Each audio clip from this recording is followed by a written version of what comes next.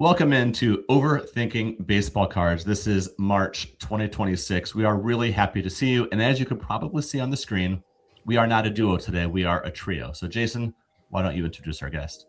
Hey, thanks, Dave. Yeah, sorry, that might be a little loud. Yeah, we are very fortunate to have our first guest this evening. My very good friend, Shane, Shoebox Legends, the newly minted YouTube Sports Card Hall of Fame inductee, a buyback collector, a superfractor collector, a sneaky vintage card collection, a hockey collector, all these sorts of things. So Shane is here. He's our guest. We let him pick the topic. Shane, thank you so much for being here. You've been such a good friend to all the baseball card folks on YouTube. So I'm going to pass it to you and let you kind of explain what we're going to talk about this evening. Sure. First of all, really appreciate you guys having me. I'm a huge fan of this mashup here between Dave and Jason, who I've known for a long time, and love the name that you gave to the podcast. I wish I would have thought of that myself. So thanks for having me on. So for a topic, I thought it might be fun to kind of explore some of the rationale behind why we collect and why we chose this particular hobby of all the different hobbies that are out there and available to us. I think I at least can get trapped kind of in a rut over years and years at a time of always chasing the next card or showing off the next thing on my channel. And sometimes I think it's healthy to kind of take a step back and analyze why it is that we do this. So I thought that would make kind of a fun or interesting topic for this episode. Yeah, I'm excited to get into it. I think it's an important topic. And Shannon, I'm just kind of wondering, how often would you say that happens where you feel like, I'm stale? Is it, yearly? Is it, who knows, sort of random periodically? Or how can you tell also? For me anyway, I think I kind of just was head down charging through collecting for like a good 10 or 15 years in my second go around as an adult before I really took a step back and asked the question, which is kind of crazy. But just there's so many awesome things out there that I got back into the hobby the second time around. I just kind of fell in love with this is cool, that's cool. Let me grab this, let me grab a few of those. And for years, I don't think I really kind of took a step back and tried to put some concentrated thought into why it is I'm doing what I'm doing. And I've really tried to think more along those lines in the last 3 or 4 years. And it's really helped me to kind of enjoy the hobby more and refine my collection and my mess that I've created here over the last 2 decades. Very good. Well, I'm excited to get going. There's so many different ways to collect, right? There's no one right way, and what might be right for one person in one moment, a year later is completely different. And so I just, I'm excited to stress and show the point that, this is not a prescriptive episode. We're just talking through how we got to where we got and why we're here and why we do it. Absolutely. So you want to start us off? Yeah. So the one that came to mind, just thinking of the various reasons that drive us to this hobby, the first one that I hear referenced the most often that came to mind first is just the love of nostalgia and trying to recapture something. I think that's one of the most common answers if you put this up on Family Feud and ask people to kind of answer to this. And I think it can be multifaceted. In some cases, maybe it's nostalgia for sport. This was my favorite player growing up, or this was my dad's favorite player, or my grandfather's favorite player. But it could also be nostalgia for a time that we didn't even experience, but that we perceived to be interesting or fascinating. Like for me, it's the 1950s. I wasn't alive then. I wasn't born until the early 80s, but I've always felt this kind of weird sense of nostalgia. Like that would have been an interesting time to have experienced growing up. My dad grew up in the 50s, so I kind of wonder what it was like and listen to some of those stories. Or the last leg of that kind of nostalgia stool in my mind is it could even be nostalgia for the hobby. Like in my case, 1990 Topps Baseball is the first set that I opened packs of back in the spring of 90 as a 7-year-old. And so I'm nostalgic for the memories of that actual set, and how it relates to the hobby. So I think it's kind of a multi-prong, or a 3-legged stool when you talk about nostalgia. Yeah, I love this idea of not just nostalgia for memories of childhood, but nostalgia for the hobby itself. Because, it's changed so much. And there's just so much attached to it. I won't say baggage because that indicates it's negative in some way. But there's just so much there. How about you, Jason? Yeah, on 2 notes. So in term, like Shane said, nostalgia for the hobby, like something I've noticed is like the years of cards and like the sets, and this is probably obvious. I think most people would understand this, but that I'm connected or that I am the most excited about were the ones where like I was collecting at that time. So like um 2000, I'm a big 2000s football collector, very specifically just the year 2000 for the most part, a few other cards but not many, just because I was like hardcore back into collecting for like 1 year when I was like 16, and then now I have very few cards in modern baseball pre 2020. Came back in 2020, so I'm connected to all those sets: the Luis Robert, Bo Bichette, Jordan, flagship cards. 2021, Brian Hayes, Tarek Skubal, opened a ton of Chrome that year. 22, by this point, I'm kind of done opening, but I'm buying singles. 23, 24, 20, all these years, I'm really, really fond of. Even if like I think there are some nicer cards earlier, like in the 2015, 2014, I think that the cards look a little better. The print runs are less diluted. So I respect them, but I just can't quite connect with them to the point of like buying them all the time.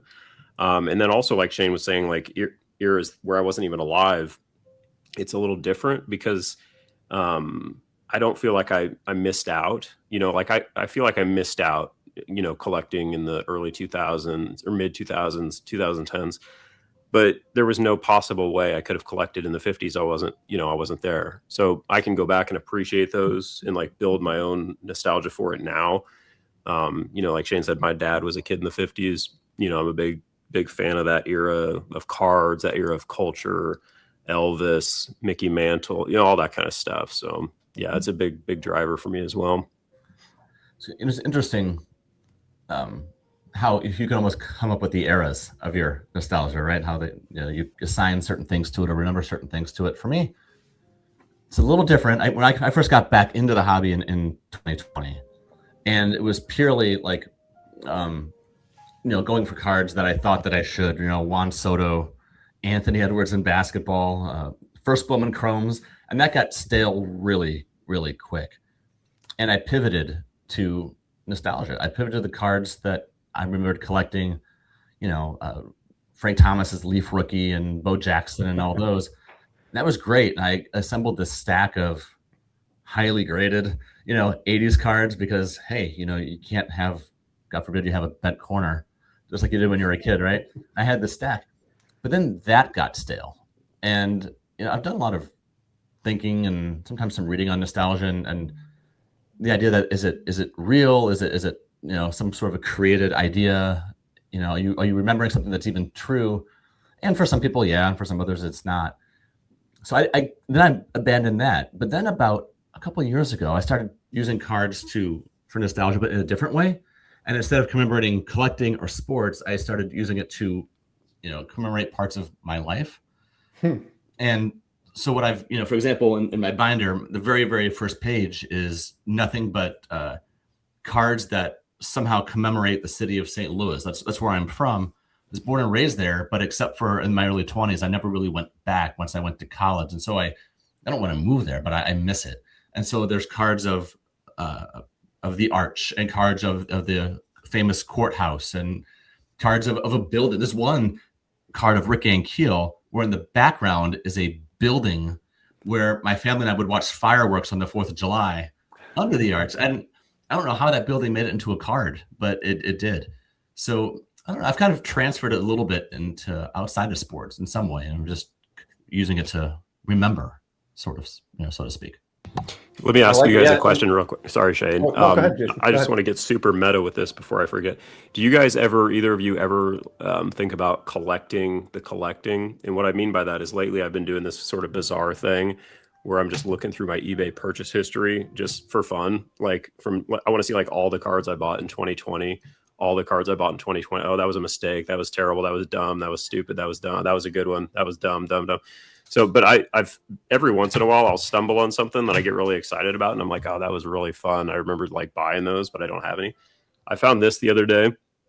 Not the most special card in the world or anything, but this is the black and white mini Trout mini diamond from 2021 Topps Chrome Baseball. And I was like, man, those cards were so sweet. Like, I just really liked how those looked. And so I just out of curiosity's sake, just got on eBay and just tried to find one, or a couple different players actually. And that was like $55. And I think the main reason I bought that was just because like 2021 was like such a fun year of collecting, and that set specifically. I remember buying so many singles that I shouldn't have bought. I remember like buying the Otani for like $30. That's like unaffordable now. It's not unaffordable, but I wouldn't pay $500 for it. But yeah, so just that kind of stuff is really, really fun to me. Honestly, you couldn't have teed me up any better, because the example that I had for nostalgia is I came in and started collecting 1990 tops, which I mentioned. So like I'm obsessed with 1990 tops, but it's almost pure coincidence. I could have started a year earlier and I'd be obsessed with 1989 tops, or a year later and it would have been 91. But you know, you can buy a complete set of 1990 tops baseball for less money than it costs to ship it. So there's no real challenge there. But I collect the archive signatures autos, and I just filter my search every year when this set comes out, and I see what new 1990 top subjects are on the checklist, and I go for those cards. And so it's a way that I can kind of add a challenge element and like a scarcity element. But at the root of it, the only reason that I enjoy and collect this set is because of my hobby timeline and my history with the hobby, and the fact that these were the first cards that spilled out of packs when I was a little kid and kind of got me started. I love that. You know, it's a way of combining the new with the old in a certain way, and there's a certain pastiche to it, right? Where this is what you used to collect, but there's just something updated about it that makes it a little harder to get. You get the chase, you have the fun with it, but because otherwise you could just, you know, like you said, you could complete the set in about 10 minutes. 2 clicks of a mouse. Yep. Exactly. So, yeah, Jason, I try not to go back into my purchase history a whole lot, because it just makes me really sad and mad. I got a lot of Otanis, you know, that I wish I had held later. Never lost money on one, right? But you know, had I just held it a little bit longer. We're in the market right now for a car, and if I literally had held it would be paid for right now with some of those Otanis. But so no, I don't go back, but I do sometimes reacquire cards where I got rid of it and didn't realize how much I liked it because I was so enamored by something new, or it hurt to get rid of, but I also really needed that more rare thing, and I knew I could get something back. So Barry Bonds' 2001 Topps Chrome Retrofractor, the gold one, I've now owned it 4 times because it's always liquid, and you know, every few months it pops right back up, and the price doesn't really change that much. But it's such a great card. I love the history of that set as well.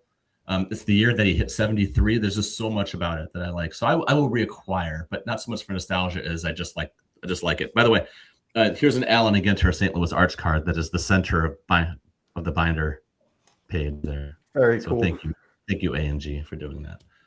Yep. All right, so jump on to another one. And Shane, you sent over some ideas that I really liked. And the one that really resonated with me is this, as you put, a desire to catalog, organize, or categorize. There's a lot there. It's one of the more interesting parts psychologically, I think, of the hobby. This thing where we're like building something, right? Where one card is just a card, but all of a sudden 2 is a collection, and there's usually some tie between the 2 cards, even if you're just starting out. And it might just be, I think I'm going to become an investor. That's still the tie between it. But this organizing, you'll hear about people who it's almost meditative, right? When they'll go through their binder and they'll organize and they'll redo it and think, I have all these, 92 Donrusses together, but really, what if I want to put all blacks together, right? So you pull it out and you start over. It's sort of endless.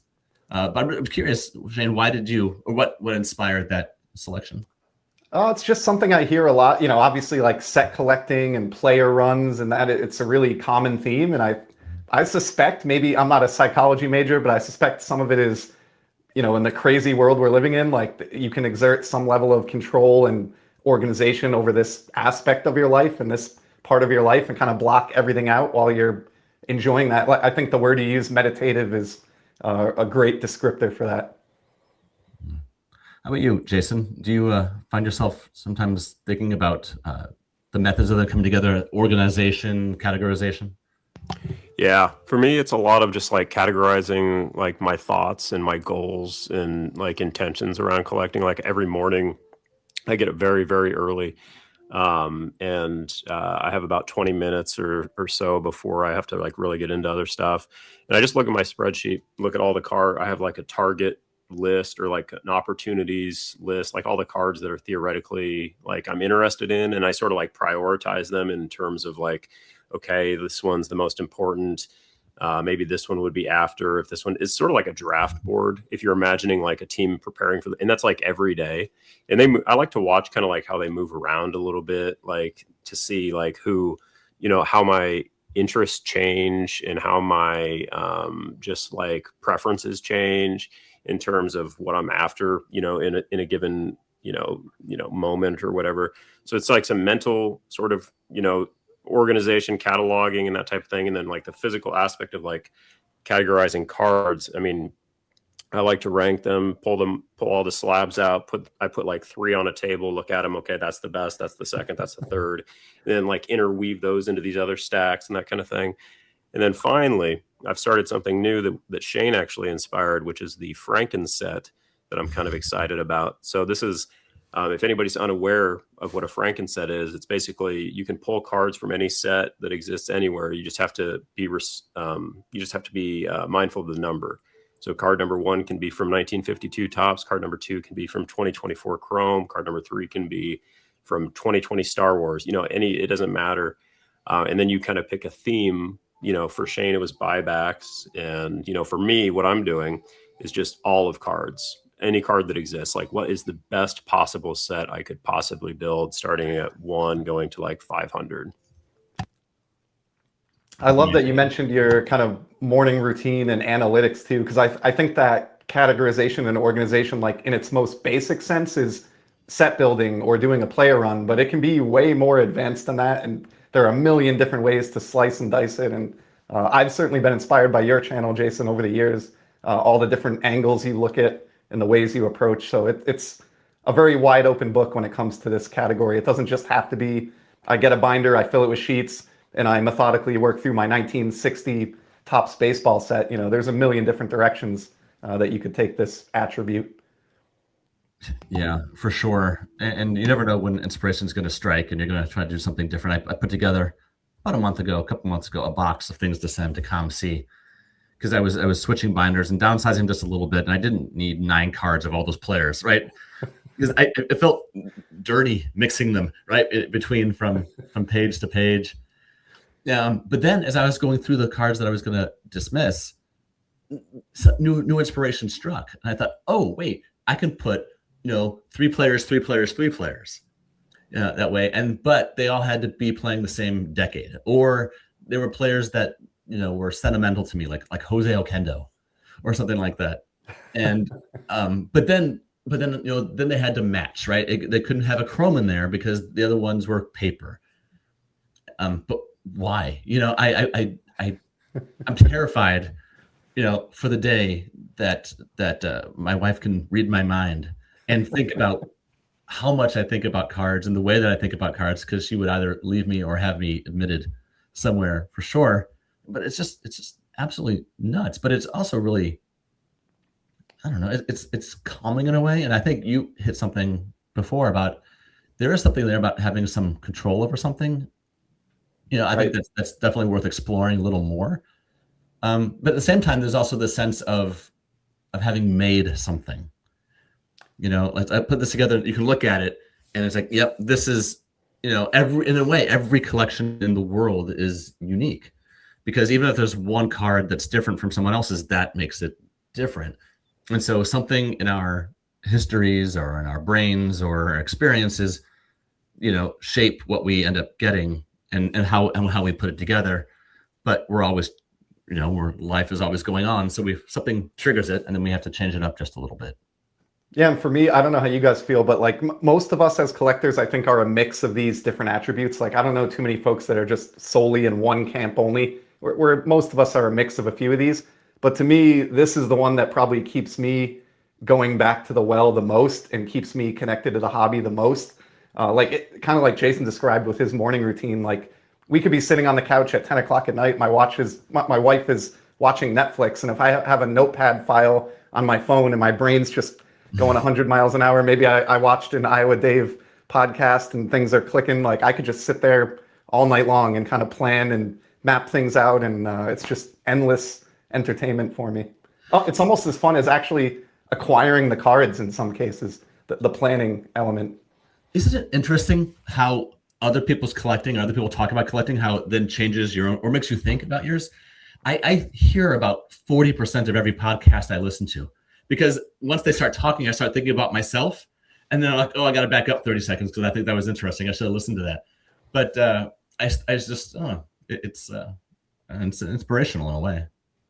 I would argue the thinking and the planning and the plotting and the scheming is the most fun part for sure. Like for me, like I really admire Dylan because he extracts so much value out of the ownership of his cards. Like, and I wish I could do that. I think I'm okay at it. Like I'm pretty mid in that sort of skill set, but I do displays and stuff and I really enjoy it. But Dylan, just his, he makes those videos and watches them himself and all that kind of stuff. And I think that's super cool.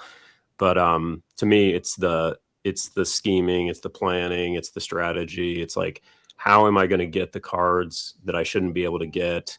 Like Shane said, just endless ideas. And that, it can be a challenging thing to navigate because I think if you're a collector, like none of us are short of ideas of what we want next. So it's like, how do you figure that out and like go about it the best way possible that, creates the best possible experience and all that kind of stuff. So you just kind of perfectly transitioned into another category that I think is really closely related. I mean, none of these are black and white. They all kind of bleed into each other, but that whole like strategist mindset and like challenging yourself, whether you're comparing your collection against your peers and your friends in the hobby, or even challenging yourself against your own limitations, like your budget or your time or your all those other variables. Like that's something that I really pick up a lot of when I'm watching your content, Jason, and I'm sure you may be similar, Dave, but it's like a never-ending game to see how great a collection you can build within those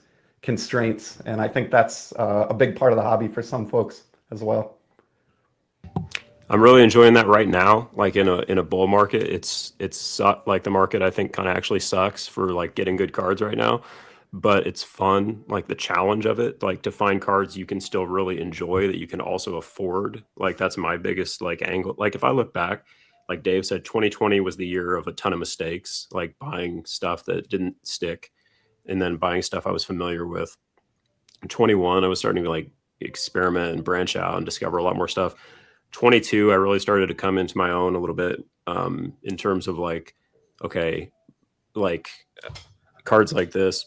This is the Lindor Superfractor from 22 Heritage. This, I think, was the first one I bought. And when I got a card like this in my hand, finally, I'm like, all right, this is the kind of stuff I need to be going after, like the best cards that I can possibly get for the best prices.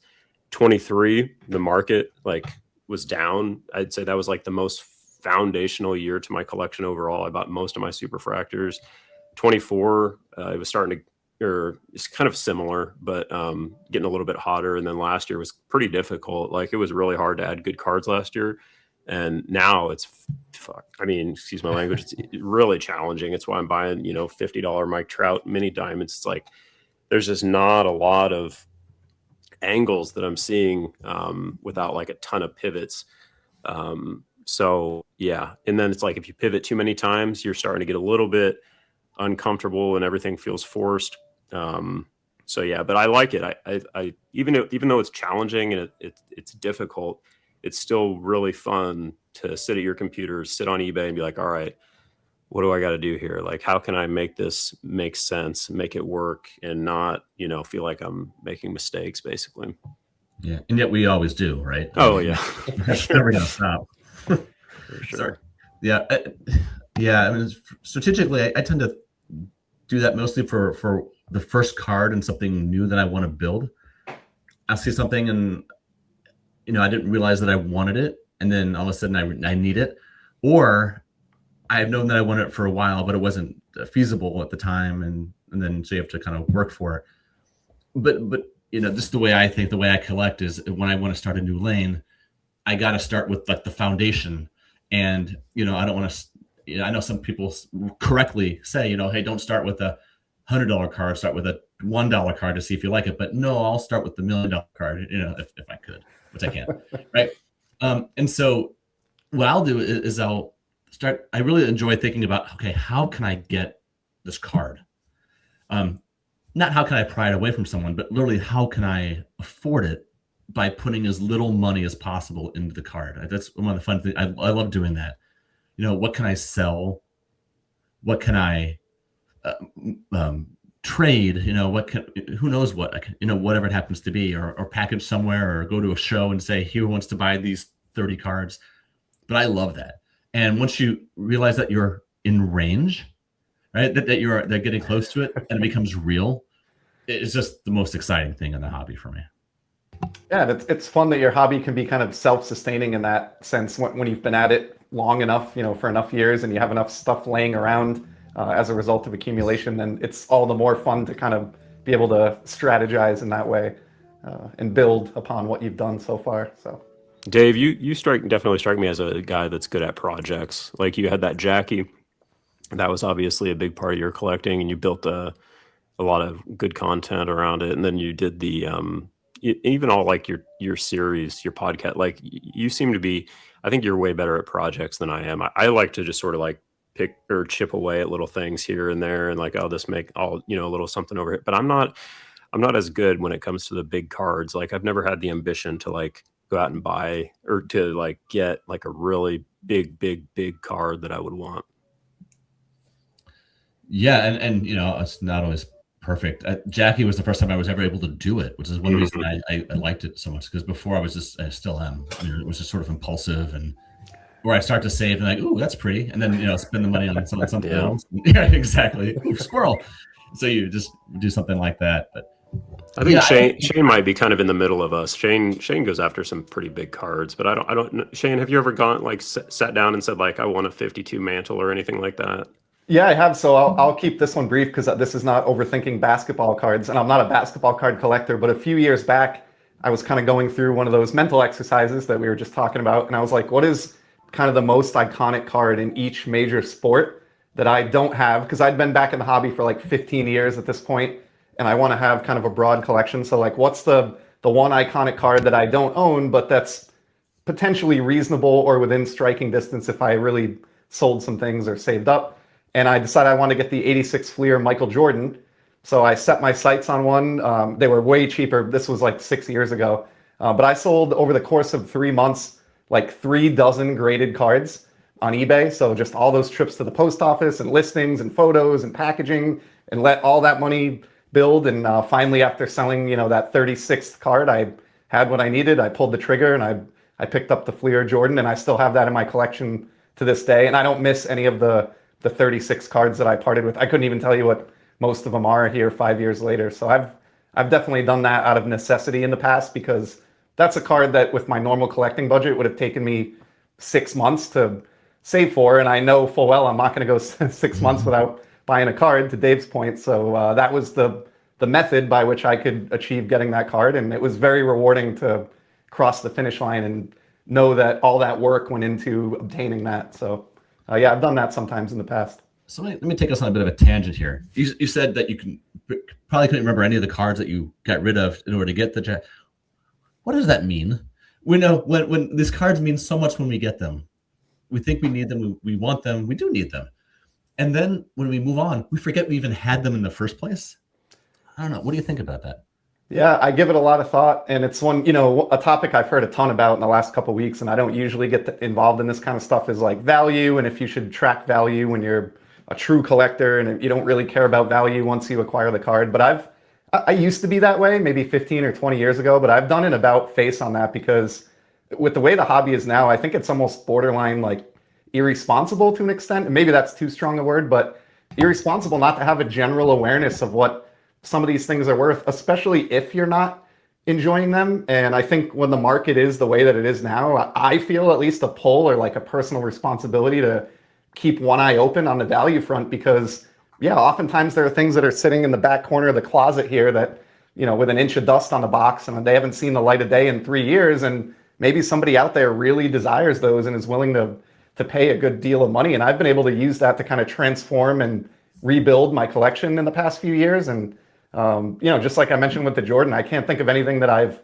gotten rid of in that fashion that I later regretted. I usually only part with things that I realize I'm not enjoying because as the years go by, I think we move in and out of these different collecting pulls, or we just develop different interests. We follow different players. We gain a new respect for a different sport or a set, and stuff becomes stale sometimes after enough years. And when that stuff that's stale has real world value, either in your personal life outside of cards even, or retooling your collection, I think it's wise to at least be generally aware of that. And there are many examples I can point to in the past few years where cards that I hadn't looked at in years had gotten to a point where it's like, I need to get rid of these and transform them into something that I really will enjoy. They're almost like a nuisance in a way. Right. I think I did a video on something similar to this like a year ago, and I think I called it the bull market paradox because ideally, I don't want to have to pay attention to that. That's not the fun part of the hobby for me, is totaling up my cards on a spreadsheet or using a tracking app like a card ladder. Like, I don't get a ton of enjoyment out of that, but I feel compelled to do it when circumstances are the way that they have been for the last 4 or 5 years. Yeah, I posted an Otani card on Instagram the other day, and I specifically said, I want Otani prices to collapse, downward, plummet, because I don't have any to sell that I want to sell, and I can't buy the ones I want to buy. So for me, self-interested person that wants to buy Otani cards, I want them to be as cheap as possible, the best cards. But when I want to sell them, I want them to be very expensive. And I don't understand how that is the slightest bit controversial at all. And I think people put way too, and this is going to sound very hypocritical from somebody that co-hosts a show called Overthinking Baseball Cards, but I think people are completely just losing the plot with value. It's just money. I bought this Mike Trout card for $50 because I felt it was cheap. If I could sell this for $500, I would do that in a second. Right. It's like I bought it's a PSA 10, and I would not buy a 10. If a 10 was $250 and the 9 was $50, I'd buy the 9, obviously. If I could buy the raw card for $12 and get a 10 for $28 and be $48 all into it and sell it for $190, this is all just math, really, at the end of the day. And value as it relates to cards, it's annoying. When they go out, with Otani for the last, however long, navigating that's been annoying as somebody that really likes him and wants to own his cards. But it's just part of the deal, It's it's just what it is. And then new products, those are expensive, but that's just so obviously not worth the money. Who even cares? And grading's kind of annoying now too, because that's getting more expensive. But yeah, I don't know. I guess I just don't I don't understand the theory you shouldn't worry about your card values. It's not necessarily you're actually worrying. It's if you buy cards for a low price and they increase in price, and like Shane said, if you get bored, you can sell them and then you have money to do whatever you want with. So I don't know. That's kind of my take on it. I don't think it's such a high intensity topic, and I don't know why we kind of use I don't know why it occupies so much of the hobby ether, so to speak. It's like another form of categorization, right? Yeah. Grading is a way, and price is a way, and increase is a way, and bull market is a way, and bull bear market is a way of putting things into their categories and into their eras. I think it's just, how else would we talk about how else would some people talk about them? I'm very pro talking about price. People get weird about money, and that's understandable. It's a personal thing. But on eBay or on Instagram, when people post these mega cards, I want to know how much they cost, because the price is a variable of the item. If I tell you that I spent $600 for this, I would not expect a pat on the back or anything like that, because that's crazy. If I spent $30 for this, you should be like, oh, that's really good job, Jason. That was a great idea, But it is a little bit, it's to each their own. Obviously, it's anybody's decision. But I love talking about how much I paid for cards, mostly just to brag, honestly, because like if you can, if I can buy a Francisco Lindor Superfractor for $400, like that's because I saw an opportunity to do so, and I did it. Now I could also talk about all the stupid cards I've bought for way too much money, and that's another fun part of it. But yeah. Well, if we want to pivot away from that, I have another category that I think is pretty broadly enjoyed, or that a lot of folks can relate to, especially in baseball card collecting, I feel like. And that's like the desire to like chronicle the history of the game, or be like a historian of sorts by assembling a collection, or to tie your collection back to actual feats in the sports that we enjoy. And I've always kind of viewed my baseball card collection as sort of like a history of the game of baseball in boxes and binders here in my home card room. And one example I brought of that is like, this is a 53 Bowman color Al Rosen. And the only reason I have this card in my collection is because he led the league in WAR in 1953. And I made a project to try to collect the WAR leader for Major League Baseball for every year from 1952 up to present day. So it's just a cool way that I can have some guardrails and have a unified collection and feel like I'm kind of documenting the history of the sport. But at the same time, I can kind of freestyle and get into different card designs and players and eras.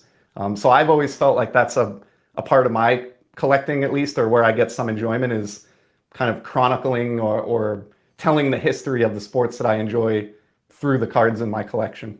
Yeah, I do the same thing. And first of all, I'm swooning. 53 is my favorite set ever for how it looks. And I know I'm not alone in that, but it's not unique to say that. Oh, so fantastic. Yeah. And I won't so much go for, I do care about records, and I like to collect the year after a player has set some big mark, right? Like Ricky Henderson steals record, I'll then collect his 83 card. Yeah. Well, right now I'm looking right now for the cheapest, most destroyed copy of a 62 Maris that I can find. And I've been doing this since the National, but they charge so much at the National that eBay is so much cheaper, but eBay is not as fun.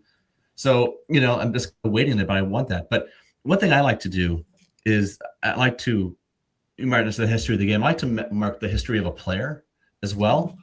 And so for me, that's sometimes the beginning and the end. So I like to combine, like, if you can see that. Yep. Right. So we have his. Where am I? There I go. So we have Pujols', this is his 2001 Bowman Heritage, the National Preview, right? The one that's print run to 500. And this is his final year playing days Heritage, right? And so you can see like you can just see the age on that face, right? It goes from the baby face to the grizzled veteran.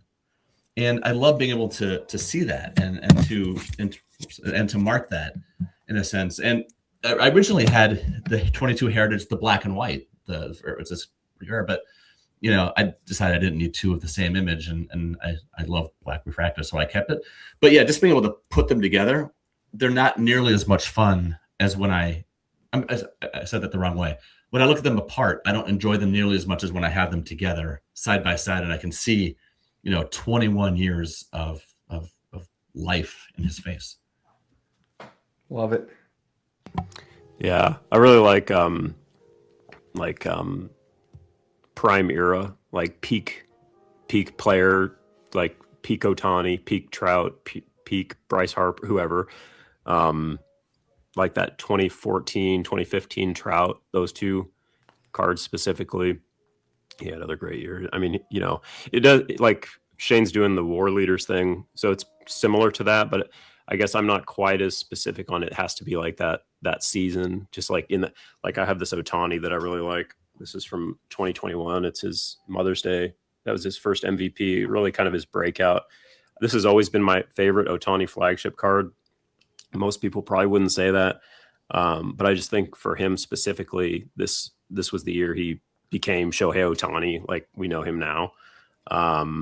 And then like I also really like first appearances for new teams. So like first Dodgers stuff I just got this Ohtani. This is the Heritage Black Border from 2024. Yeah. So, and I think like his 2024 flagship, like Shane, you showed one of those in your countdown. I think that's just kind of like the It's in that pantheon of like just the great modern cards. So I like stuff like that, just really iconic moments in baseball. Like a big direction my card collection is going now, I think is going to be inspired by just this past season, this Dodgers playoff run, the World Series. Like I'm obsessed with Yamamoto right now. I probably think about him more than I think about Ohtani, if I'm being completely honest. Like I'm still just like falling over him whenever I see anything on social media or whatever. So yeah, he's really on, just on my collecting mind a lot. Obviously Ohtani is, but yeah. So just those real peak performers when they were really thriving. Same thing like in my non-sport stuff, like with Elvis in '56 and the Beatles in '64. Just like that was, their moment. Like this is Ohtani's moment. This is Judge's moment. It's their time. Jordan in the '90s, Brady 2000, all that kind of stuff. So.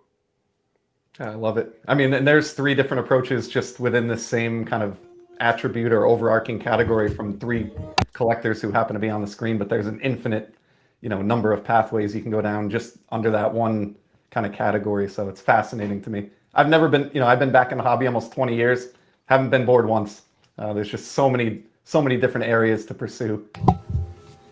Yeah, for sure. I mean, if you're bored or if you're stuck, it's kind of your own fault, I would say, or maybe this isn't the right hobby anymore. But I'm saying that as if there is someone who maybe was that way, but I can't name a single person who just said, "No, I'm good, I'm done." I've seen people leave out of disgust. I've seen people leave for financial reasons, but I've never seen people, or who knows why, but never. Yeah, I think I've done everything I need to do. I think that's where the distinguishment comes from between the hobby and card collecting, which are 2 very different things. I mean, we're referring to the hobby as card collecting for the sake of our conversation here, but broadly speaking, when you hear people talk about the hobby, they're talking about everything that is, tied to card collect, like the industry, the content, the zeitgeisty type stuff. Card collecting, though, is never boring. Never. The hobby's quite boring quite often, in my opinion. Like all these industry topics are so stale. But the art and joy of like collecting cards and the challenge of it, like I could do that for 24 hours a day if I could. But and I wouldn't have a problem. Like I would just sit there and just go through every set ever and just rank. Okay, this is the top 10 cards from the 1981 Ghostbusters set or whatever the hell it was, just some random stuff. Like I would be perfectly fine with that. An endless loop of overthinking baseball cards. There's so much lore in cards. I love that. Like I'm a big game. I don't know if you guys like Game of Thrones or Star Wars or any sort of like fantasy, Lord of the Rings, anything like that. Yep. I like those type of IPs because it's just, there's so much there. And then cards is that like times a zillion. It's like the biggest open world role-playing game ever, like infinite. There's millions and millions and millions of cards, millions of subjective pieces of art you can look at, so many variables, price, condition, rarity, all this kind of stuff. And it just builds and builds forever. I've never thought of the hobby as an RPG before, but that is absolutely what it is. That's such a great analogy.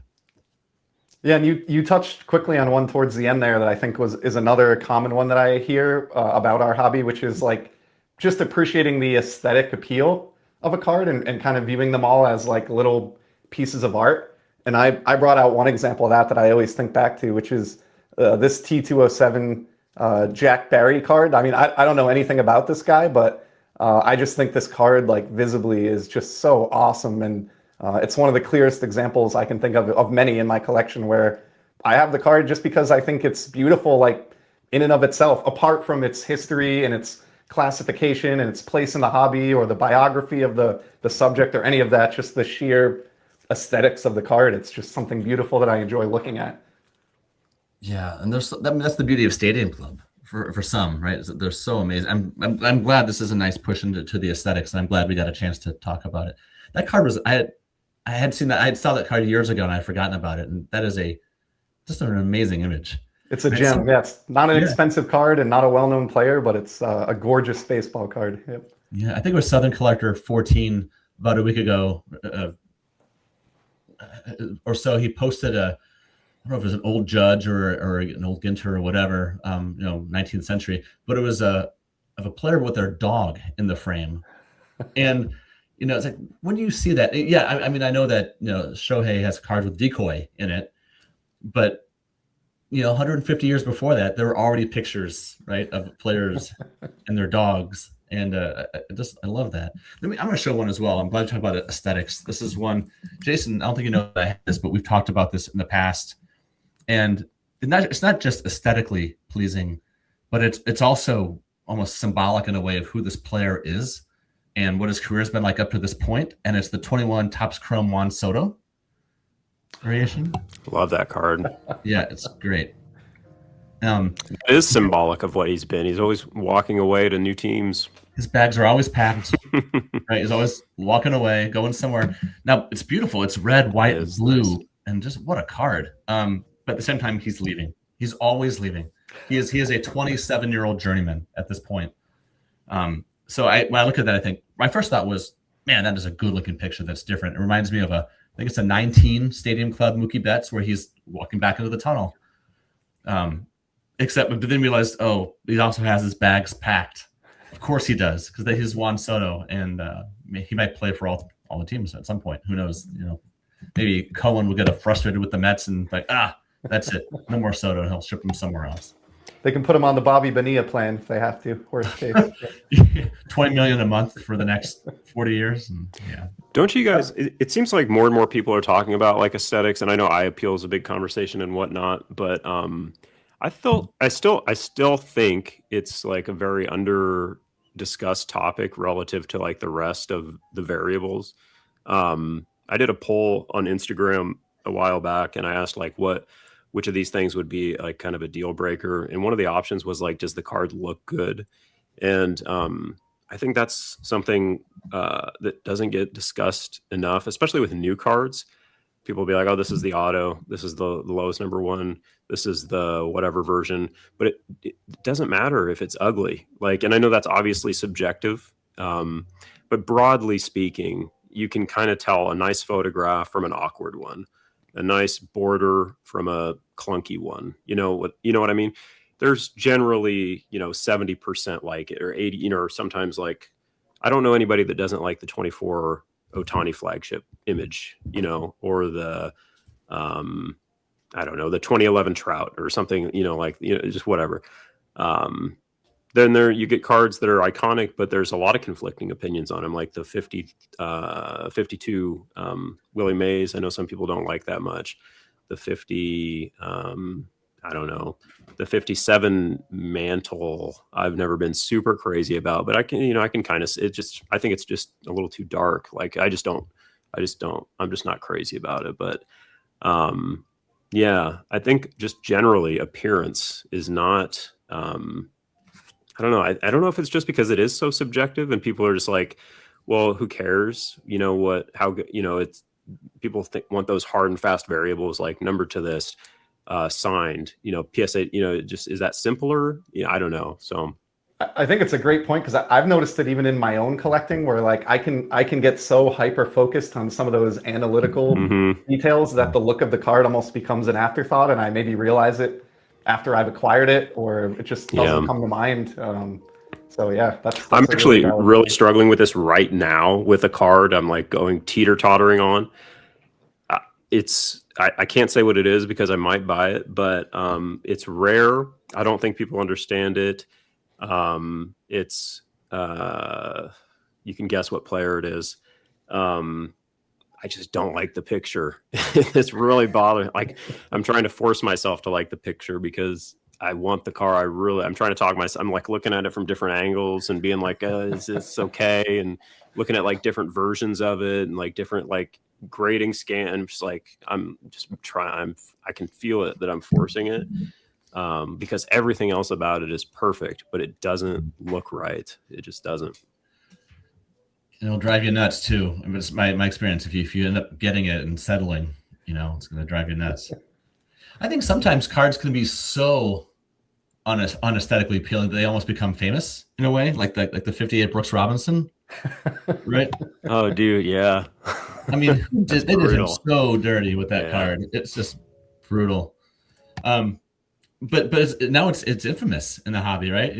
You can hear people talk about it all the time. Oh, the 58, or there's some ugly card now in 2026, and it's like, oh, he had his 58 Brooks Robinson card. They go right back to that card. It's just, and it's the furthest thing from being aesthetically appealing. The worst is when they just give a really good player just such a nondescript image. Like, I don't know if you've seen Trout's. I think it says Gilded from this year, maybe. It's one of his current products. But he's just like standing there like sort of awkward on base. And it's like this Ohtani heritage isn't like the best image of him ever, I don't think. But like at least, there's a New Balance logo there. It's pretty symmetrical. It's okay. It's not like the best thing ever. But like when they give a good player a bad image, it just ruins it. It just ruins it. I've heard this many times from others as well, so it's not unique to me, but it's one of the reasons I'm not a huge fan of the 1960s in general, because there's just so many capless photos or blacked out hats or just unattractive. It's kind of one of the reasons I got out of doing player runs of guys like Willie Mays and Hank Aaron. It's like, I don't want to buy 5 or 6 cards that I'm not attracted to at all because I'm checking boxes. That's not enjoyable to me. So no, when it becomes something you have to do instead of something that you want to do, then that's it. I like to think that I'm out, but sometimes I just stay in because of inertia, I guess. Do you guys ever, I'm just curious, do you guys ever collect cards to commemorate like a certain moment? Remember like maybe it's good or bad, either way, or try to remember like something that happened. I'm thinking of, for example, of Black Hat cards, right? He collects the villains. And some of the players in his collection are deplorable. Right, but at the same time, it's like it's useful, and there's some real utility to it, and it's unique. And he'll show a card, and you think, oh, I remember that. Like I'd forgotten that whatever happened, or who knows what it could be. And yeah, Ray Caruth, oh boy, it's something like that. It's fascinating. The reason I ask is I recently picked this up. The Cardinals had it was the best prospect in baseball. And then he was in a car accident and died as Oscar Taveras. Yep. Right. And I saw it. Yeah. And I saw it, this card, and I'm like, oh, that's right. He was the prospect. This was the Cardinals, Len Bias, Reggie Lewis moment where you could almost trace some of the struggles now to what if he had been here. He was number one. They called him up. He proved he was the real deal. And I think he got into someone's car who was drunk, and then they got in an accident and he was gone. But I had to buy it. As soon as I saw this card, like I need to get this card because there's a compulsion there, and it's a nice looking card, and it's I like the red color match and everything, but something about just remembering that he was someone for a while somehow added a piece to my Cardinals collection. I love it. Those little moments or big moments. It's sort of like a zoomed in perspective on what we were talking about a timeline of the history of the hobby. Like it doesn't need to be grandiose and the best player from every year. It could just be somebody you remember or a story that might be forgotten if you didn't own the card otherwise. Yeah. I think I've been buying. I think I'm going more towards just buying stuff that like made me really happy. Like Grease. I love Grease. Elvis, the Beatles, Shohei Ohtani, Yamamoto, Mookie Betts, Game of Thrones, Star Wars. If I was happy, and then that changes though because I haven't been crazy about a lot of the new Star Wars TV shows, so I've sort of faded away from it a little bit. Haven't been buying as much. More into baseball now than I've ever been. Buying a lot of baseball. Not so much into football now, not buying very much football. So just kind of mood driven more than anything, like vibes driven, really. That World Series, man, that was if I look back, 20 years from now, I'm going to be like, yeah, that was a big deal. That really changed things for me, in terms of real, because I struggle to commit to players to collect, but I'm so focused on just those Dodgers guys now. And then, I don't think it would be like this if it hadn't been that magical. You know what I mean?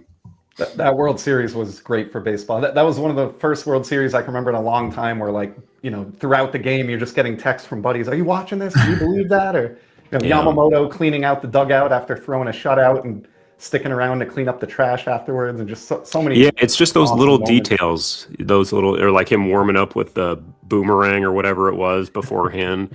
And Shane, it's like you and Dylan, Adam, Vintage Sanctuary with the home run record. Like you guys collect that, but also like I'm sure like a lot of that is your memories with those guys of your group chat of, yo, I got this one, you get this one. You and Dylan have a lot of, or all of you guys have a lot of like cards that like overlap. You know, Peeps, I think, does a lot of that stuff too, like, you know, moments and like that home run record. He had that blue sparkle of the Otani, or not the home run record, the 50-50 card number 1 from Heritage or whatever. So I swear it's like I sent you my notes ahead of time, because you just like queued me up for the last category that I had, Yeah. at least on my list here, so perfectly, which is like, this is the one that I think is shared across really any hobby. And it's the desire to be like part of a community and to enjoy something that you enjoy with like-minded individuals who also can appreciate its significance, or who share that general opinion, even if our specifics vary and we approach the hobby from different angles. How many times a day do you hear a reference to the YouTube community when you're listening to videos, or people saying that they're clubbies on a card because, you know, they have the same card that their buddy does? And I think what was interesting to me about that is it's kind of like a two-sided coin, or two sides to the coin, where on the one hand you want to be in a community where you can all share and enjoy and appreciate the same things, but on the other hand, it would be incredibly boring if we all just own the same couple dozen 50s and 60s Topps cards. So there's kind of like riding the fence between participating in the community but wanting your collection to be unique to you and memorable and to stand out, you know, versus everybody else that you're enjoying the hobby with. No, yeah, for sure. And it can be vintage, it can be modern, it can be a set, it can be a player. There's just so many opportunities too to become part of something. You know, I very, very, very briefly a few years ago thought about collecting pro wrestling cards, because I had that, you know, growing up. I really liked it, and that's when all those Prism sets were coming out. And as I first started to research it, it felt really exclusive. Like, oh, that person is the, you know, the Steve Austin collector. That person is the Rock collector. It's like, could anybody else have a card, you know, from that? And that was literally the reason that I got out. It was exactly the reason you just described, Shane, which is it didn't feel like a chance to be part of a community, unless you had some sort of exclusivity. And I'm completely simplifying that. It's a wonderful section of the hobby, but that's just how it felt in the moment. So Sure. I just didn't even pursue it, not at all. Yeah, to me, it's an important part of the hobby. I would not get anywhere near the enjoyment that I do out of this hobby if I wasn't able to share in the collective experience of all my friends that I've met, and kind of sharing in their joy when they're adding and getting inspired by them and inspiring them in turn. You know, if I had to delete my YouTube channel tomorrow and lost the ability to text, and I just had to collect in a vacuum by myself here in my room, I don't know how long I would stick at it, and I certainly wouldn't have the passion that I have for it, you know, being able to engage with so many like-minded people, or people of different opinion even. Yeah, I would stick with it. I would still stick with it forever, even if I had to do it by myself. No, I'm just, you know, just not to keep hammering on modern baseball, but what you guys are talking about is like what makes me really happy, because now I feel like modern is starting to really build that, like, that we didn't necessarily had before. I mean, there's always been like Blowout and, you know, but YouTube has always felt more towards like vintage. But you're seeing more and more like community built around modern baseball cards, and a lot of that is Otani and Judge and just the era we're in. But there's tons of guys like on Instagram that I talk to all the time. They're just super hyped for you when you get a new, just whatever modern parallel, like, oh man, that one's so cool. Dave was talking to, what's his name? Maddie, the graphic designer. Maddie Like H. and you can feel, you can feel it. Like he makes a post, and it's like really nice looking. It's this beautiful modern card of, you know, it doesn't even have to be like a top guy. It could be like a pitcher or Lindor short print or whoever. And it's just like, there's a lot of energy around that stuff, and it feels really good now. I have a lot of friends that are like super into Pokemon, and I would say, you know, Pokemon gets a lot of sort of whatever talk from the sports side, but I can tell you, like, my friends that are into that stuff, those communities are really, really strong and full of like very smart, very passionate collectors, just like us, same age, all that kind of like, and I mean, it skews a little younger, but it's not like, it's not like they're children or anything, these are people in their 30s and 40, whatever. So, but I've always admired that, and, just how smart they are, how much they value, like, you think Dylan valued condition, like these guys, like if they're like sending messages about like, is there a speck of white on that corner, because there's no rarity. So they're very concerned about condition, and is there any scratches on the hollow, and just all this kind of stuff. It's a very intricate group of people. I just really respect it a lot. But the reason I bring that up is because like I've always felt like an outsider in those groups, because I admire the card collecting psychology, but I don't connect with the cards. I admire the community, the vintage communities, but I don't connect as much with vintage baseball cards. But now in modern, like all that's changing, and it's really starting to see sort of a upswell, which is cool. So yeah, I wonder if the Pokemon folks complain about how many tables of baseball cards are at their shows. They don't. The Pokemon people are they're doing so fine. They could care less about any of us. I can assure. The sports people are projecting. So they just need to stop talking, because the Pokemon people are doing quite well. I can assure everybody. We are the insecure ones, not exactly. For sure. It comes across that way, because everybody's like, gosh, so much Pokemon. It's because like those markets are absolutely just there's so much demand for that IP. It's insane. Yeah. But if I could, one thing that Shane, I don't want to lose the thread, something you brought up before, which is being happy for others when you know that they collect a certain thing. I love that. And I first heard people talk about that when I was getting into the hobby, and I was listening to content and trying to figure out what was going on. And I'd hear it and I'd be like, really? I don't know. I mean, okay. I wasn't even thinking in some competitive way. I just, really hadn't met people yet and didn't understand. But once you understand what people are looking for, especially for years at a time, and they land it, and the whole community jumps in and is just so happy for the collector, right. That's just the best. And sometimes in little ways, you can even play a part in that if you're really fortunate. Like I'll routinely shoot off links to buddies of mine because I've just gotten to know over the years that they like this player or this set. And I can't tell you how many times somebody's texted me back a week later, like, I won the card. Thanks for the heads up on that. I wasn't aware that was up. Like, and it's just a good feeling to kind of share in their joy. Let me ask you guys something kind of real quick on this. What do you think about this concept? I've been toying with this concept lately of strategic sharing. So say you're getting into a new set and there's some rarity, but it's not super mainstream yet. Maybe just a few people kind of know about it, talk about it, whatever. And they're like available. They're rare, but they're available. They're like plentiful on eBay. You pick up 1 or 2 or 3. Are you posting those cards and talking about them? Or are you going to hold back, secure your position, get what you want to get, talk about them later when you have them all, and nobody else is going to be like, oh, that's a neat card. Let me search on eBay real quick and buy all the ones that seem underpriced. I feel like you are describing a pump and dump in a way. No, I'm talking from a collecting perspective, though. I know. Like, okay. But yeah, what's your thought on that? Would you share immediately and be like, oh my God, you guys, I'm so excited about these. These look really great. Everybody go check them out and buy them. No. I mean, I don't know. No, that doesn't seem like a good idea, but I don't know.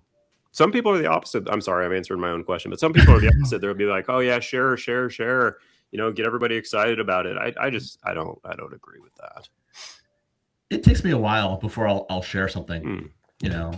I even whether it's something that I've been collecting for years or something new, I like to. It's my way of reinforcing that I'm not collecting it for the point of validation, but because I actually like it.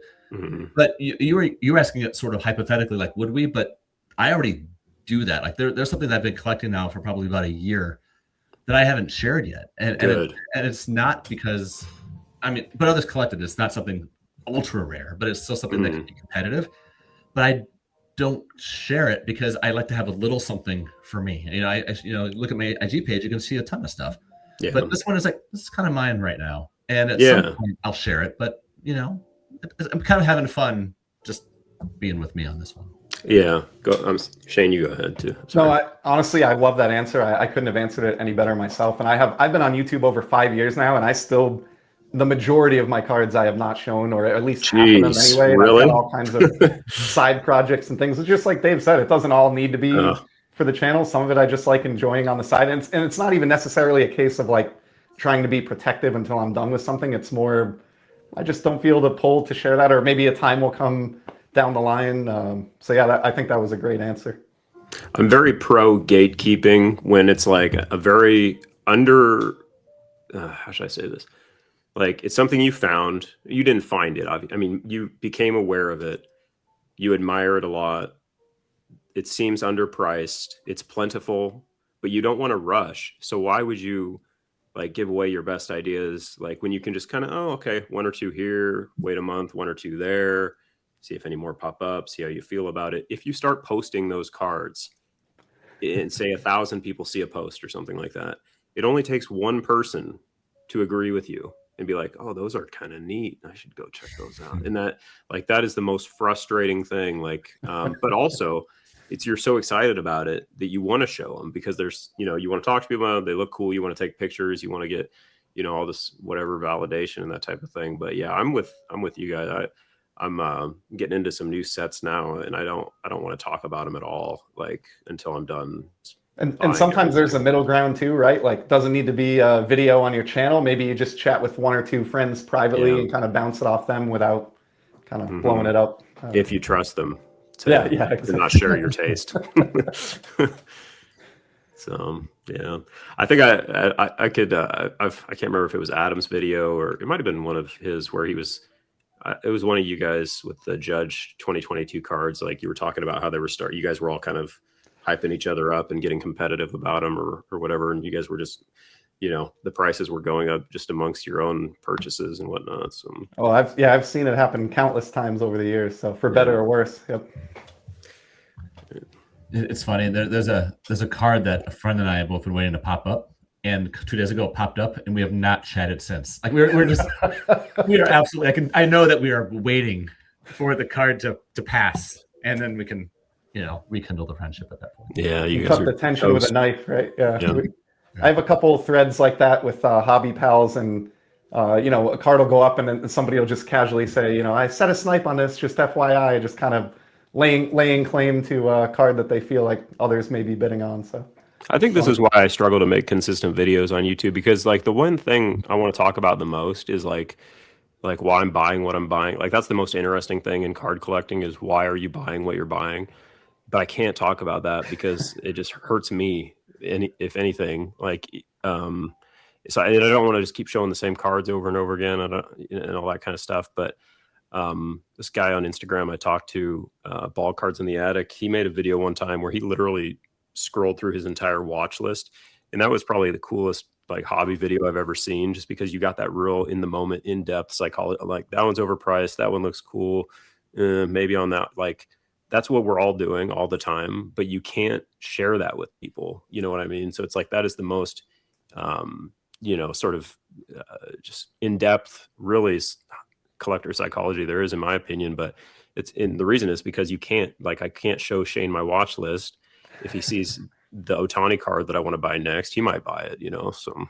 Yeah, that's a video that takes some serious guts, scrolling through your watch list on screen for everybody. I don't think I'm not that transparent. Yeah. And you almost have to be looking for something really exclusive in order to do that. And, like Chris Hoge right now, he's on his big one-of-one Jordan kick.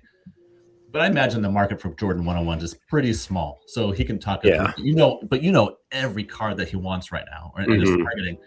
And I'd be worried about someone trying to exploit me for it, right? Saying, oh, guess what I've got? And I've got it and I'm like 4 times what it's worth. I think when you get into those like super elite cards, you almost have to, because you're trying to get them to come to you almost, and they're like, you could wait year. Like I think in more of the shallow end here, like a lot of the stuff I'm looking at is just stuff that I think is just criminally undervalued, and it's like these $40 cards, and there's like 20 of them I want to buy, but I don't want to buy them all today. I'd like to take my time and space it out a little bit. But if I talk about them, and like I said, it's not me saying, oh, I have such great taste, everybody's going to want these, when it's just the math. If 1,000 people see a picture, one person could really ruin everything. So Yeah. it's like, yeah, but that's the kind of stuff I think about, which I don't know, probably makes me overthinking something or other, but Yeah. Anything else, guys? I just have one final thought, which is like the most common trait that I see I see it in myself, and I certainly see it in both of you and the majority of my friends in the hobby, is like the desire to always be learning and improving and evolving. And that's a big part of it. And even if you might be more in one of these categories that we talked about versus another today, that doesn't mean that you will be 4 or 5 years from now, or you're going to like different players or different eras. And so I definitely notice a common trend of like people that just like learning and educating themselves and improving. And you can take the hobby in a million different directions like we talked about tonight, but I think that overarching personality trait is something that I see almost like universally, at least across the, like Jason said, not so much the industry, but the collectors in the hobby. Shane, have you ever done like a personality, like an MBTI or a Clifton Strengths assessment or anything like that? Like 23 years ago when I started my job, so I can't even remember what the results were at this point. But we do give them the new candidates and stuff, so I'm familiar with the framework, but I don't know what my own scores would be.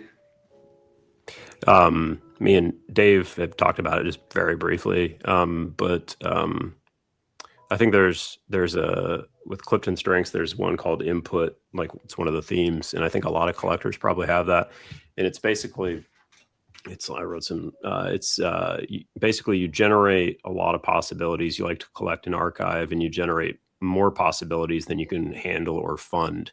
And when I think about collectors, like that's really what I think about, is like, we have no shortage of ideas or things that we want or things that we're interested in.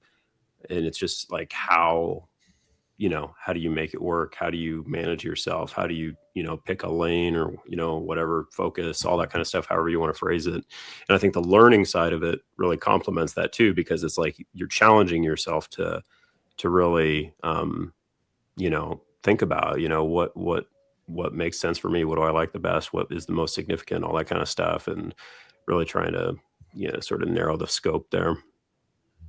Yeah, for sure. Well said. All right. Thanks, guys. This has been more fun than I even imagined. Shane, thank you so much for jumping on. We really appreciate it. Thank you. Yeah, had a blast, man. and really appreciate the invite. And hope to have you back again sometime. And you're always welcome. You're always welcome. Well, I'd love to join you again in the future, and keep up the great work. I've listened to every minute you guys have done, and I'll certainly continue to do so. So keep it up. Thanks, buddy. Really appreciate your support. And Jason and I will be back again next month, and we'll keep having some fun overthinking baseball cards. Thank you, everybody. Thanks, everyone.